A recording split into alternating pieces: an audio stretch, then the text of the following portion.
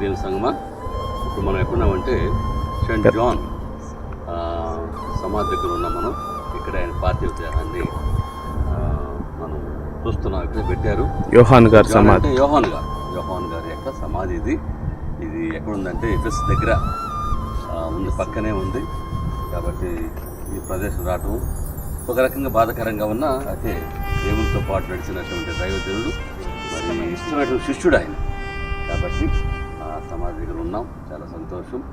ఒకటి మాత్రం సత్యం, ఈ సమాధులన్నీ కూడా ఉండవు ఇక్కడ, ఓపెన్ అవుతాయి ఆయన వచ్చినప్పుడు.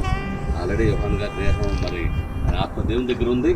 అయితే ఇదంతా చూస్తున్నాం కదా, ఇక్కడ యోహాన్ గారు నివసించాడు, ఇక్కడ సంఘం ఉంది, మరి సంఘాన్ని నడిపాడు, అనేక ఆత్మలు నడిపించాడు.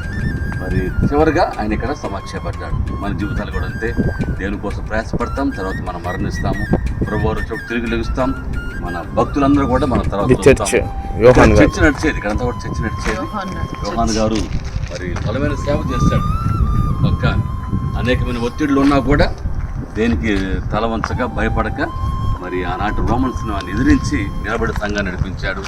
దేవుని స్తోత్రములు. దేవుని కోసం జీవించిన భక్తులందరూ కూడా మరి సమర్పణ చేసుకొని మరి సంపూర్ణ స్థితితో, త్రికరణ శుద్ధితో మరి దేవుని కోసం బతికారు. మరి మన త్వరలో జాన్ గారిని మనం ముఖముఖకు చూడబోతున్నాం. ఆ ధన్యత దేవుడు మనందరూ కూడా కలిగించినందుకై దేవునికి స్తోత్రం కలుగును గాక. ప్రార్థన చేసుకుందాం. మరి అవకాశాన్ని దేవుడు మాకు ఇచ్చాడు. నేను పాస్టమ్మ గారు, కుమారుడు హోలీ ప్రిన్స్, మరి సంగమంతో కలిసి మేము సంతోషిస్తున్నాం. ప్రార్థన చేద్దాం. ప్రియ దేవుని సంగమా, మనకి ఇచ్చేటువంటి నిరీక్షణ గొప్పదని వాక్యం సెలవుపడుతుంది. దేవుని స్తోత్రములు. ప్రార్థించుకుందాం.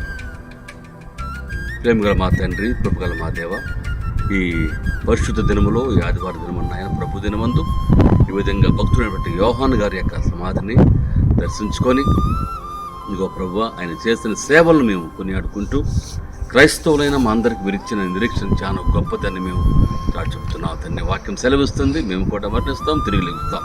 నీతో తండ్రి మీరు సంతోషించిపోయే రోజులు యుగ యుగాలు ప్రభు మీతో పాటు జీవించే ధన్యత మాకు ఇస్తున్నందుకు స్తోత్రాలు.